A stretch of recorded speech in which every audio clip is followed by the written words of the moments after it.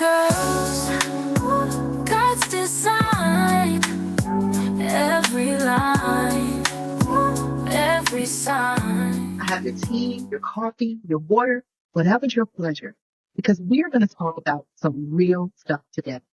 If you've ever found yourself standing in front of the pantry, looking for comfort, looking for love, looking for peace, looking for a hug, but you're standing there in front of the pantry and all the food, this conversation is for you. I'm Mia Deneen, and today I'm going to talk about something that often sits underneath our struggles with food, but they don't get the attention that they deserve, because this really isn't a conversation about dieting. It's not about exercise. It's not about trying harder. The real conversation that we want to have today is about comfort, about the ways that we soothe ourselves when life feels overwhelming. Because many of us aren't just eating food. We're reaching for relief after a hard day, maybe looking for safety when we're anxious. We're searching for kindness when we feel stressed, when we feel hurting, when we feel exhausted. And food has become many of our primary ways to cope with life. So let's take a step back, because there is no judgment in this zone whatsoever. And before you go and start judging yourself for that, I think it's important to understand that food has always been connected to comfort, always been connected to safety and comfort. From the moment we entered the world, food was connected to love and care. A crying baby is fed. A frightened child gets a snack and a hug. And then what about the family? The family gathers around the tables. The holidays center around meals. Birthdays are celebrated with cake.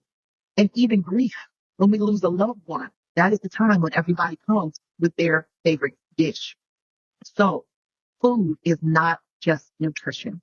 And I wish that the world would understand that. Food is not just nutrition. Food is about connection. It's about belonging. And ultimately, it's about safety. So it shouldn't surprise us that many of us learn to reach for food when we needed comfort. The problem is not that we reached for it. The problem comes in when food becomes our only source of comfort, or our primary source of comfort. Because when it does, it is a substitute, God. Now, food in itself is not good or bad. It is a gift from God. God created food. Jesus attended feasts. He ate with friends. So food is not the enemy, but food is for the stomach. God gave it to us to nourish us, sustain us, bring people together, and yes, even enjoy. So the issue with the food, we don't want to demonize food here. The issue is that when we ask food to do something that it was never meant to do, then that is when the problem comes in. That's where overeating comes in. That's where consistently eating past full, or when we're not hungry, comes in. Because food cannot fix your feelings. It can't fix loneliness or rejection or anxiety or heartbreak. It cannot be your God. And yet many of us have spent years always asking externally, asking people, asking achievement, and asking food to be a God for us, to comfort us, to hold us up. And yet, it can't do that. So we know that everybody overeats from time to time, right? Everybody. And that might be a Thanksgiving, a vacation. Life happens. So overeating once in a while, that is part of life. But if we are consistently eating beyond fullness, then I believe that we should investigate that. Why are we consistently eating beyond what the body is calling for? And no shade, love, because we're walking this road together. But I want you to approach it with a little bit of curiosity. Like, what do I really need right now? Because maybe it's rest. It might be comfort. It might be safety. It might be affection. And maybe it's even to have that difficult conversation that we've been avoiding. Maybe your real need is to sit and grieve.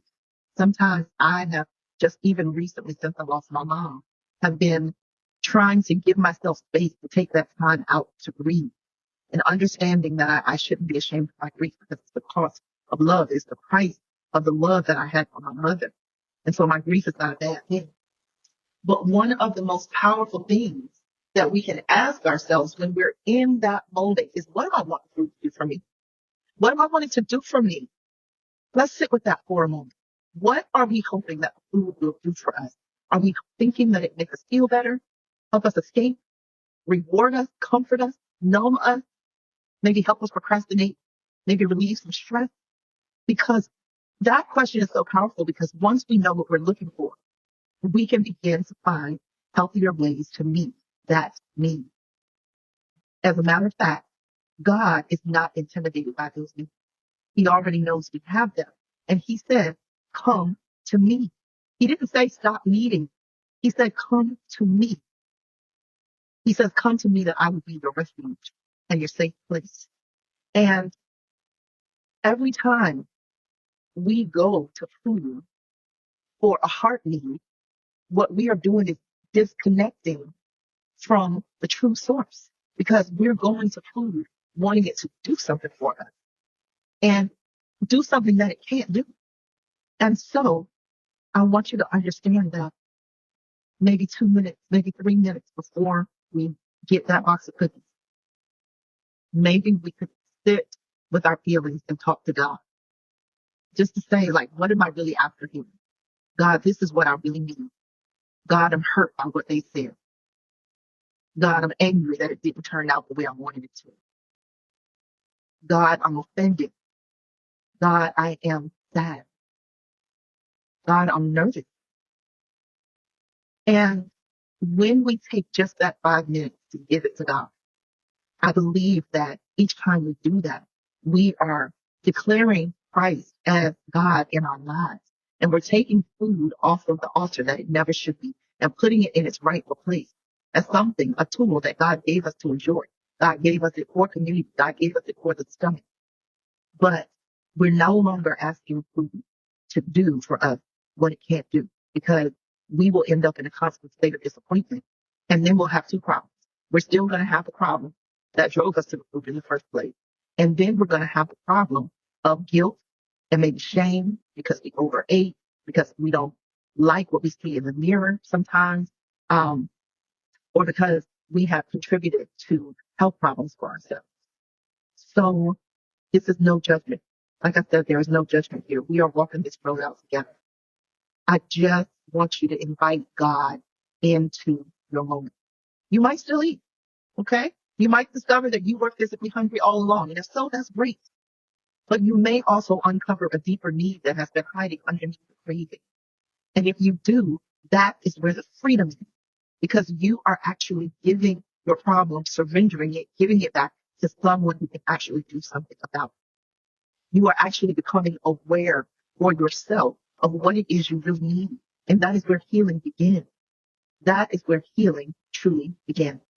So thank you for joining me for another episode of Thick Girl Theology.